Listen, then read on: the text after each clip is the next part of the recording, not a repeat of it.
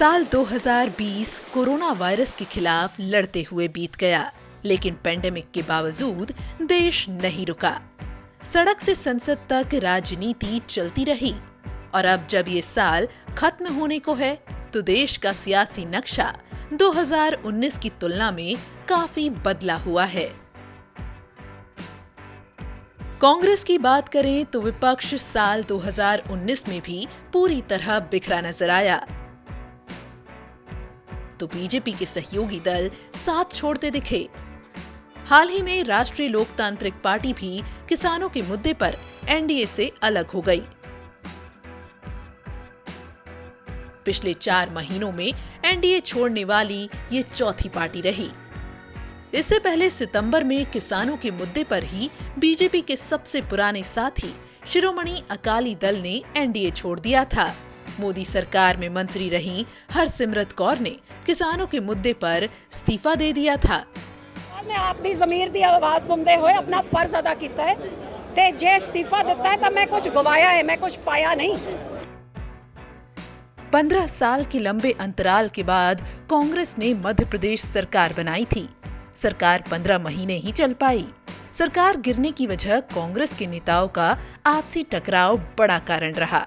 ज्योतिरादित्य सिंधिया और उनके समर्थक 22 विधायकों के इस्तीफे से कमलनाथ की सरकार अल्पमत में आ गई। इसके बाद कमलनाथ के नेतृत्व में उपचुनाव में जीत हासिल करने के लिए कांग्रेस ने कर्ज माफी के साथ राज्यसभा सदस्य ज्योतिरादित्य सिंधिया समेत कांग्रेस छोड़कर बीजेपी में गए विधायकों की सौदेबाजी को मुख्य मुद्दा बनाया, लेकिन जनता को ये पसंद नहीं आया और वहां भी कांग्रेस हार गई। बीजेपी को साल की शुरुआत में ही अपना राष्ट्रीय अध्यक्ष मिला था, जिसके खाते में बिहार जैसे राज्य की जीत दर्ज हुई। लोकल चुनावों में पार्टी का प्रदर्शन अव्वल रहा, तो दूसरी ओर 1 साल के बाद भी कांग्रेस अपना पूर्णकालिक अध्यक्ष नहीं तलाश कर सकी।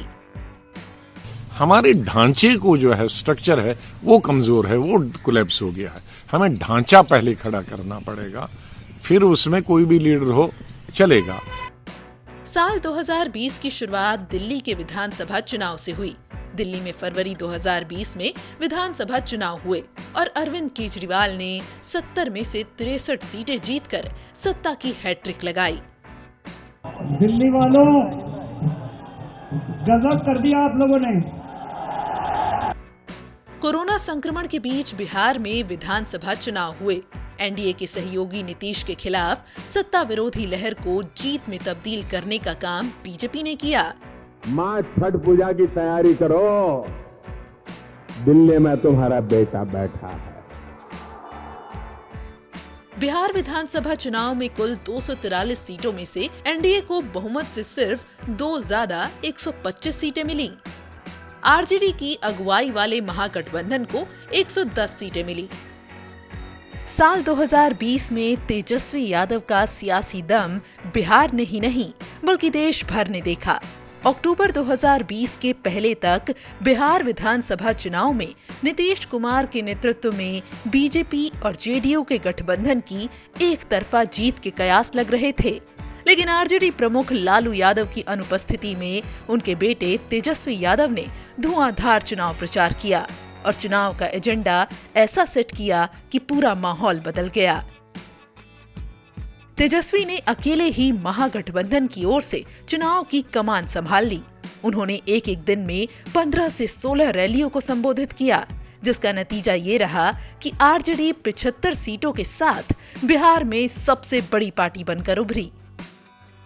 सामाजिक न्याय नहीं किया, लालू जी ने सामाजिक न्याय किया। वो दौर अलग दौर था। ठीक है, 15 साल में हमसे कोई कमी या भूल होगी तो हम उसके लिए माफी भी मांगते हैं। ऑल इंडिया मजलिस-ए इत्तेहादुल मुस्लिमीन के प्रमुख असदुद्दीन ओवैसी के राजनीतिक सफर में सबसे कामयाब सालों में रहा 2020। बिहार चुनाव में ओवैसी की एआईएमआईएम ने मुस्लिम बहुल सीमांचल की 5 विधानसभा सीटें जीतकर हैरान कर दिया। हैदराबाद के निकाय चुनाव में बीजेपी की जबरदस्त घेराबंदी के बाद भी ओवैसी अपनी सीटें बचाने में कामयाब रहे।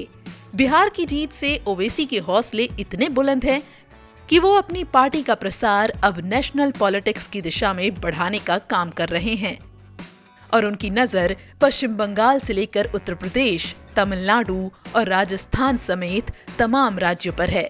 अगर ये दिन रात 24 घंटे से असदुद्दीन ओवैसी या रामायण करते रहेंगे तो कोई फर्क पड़ने वाला नहीं है। करते रहिए, आप हमारा नाम लेते रहिए, हम और आगे बढ़ते जाएंगे।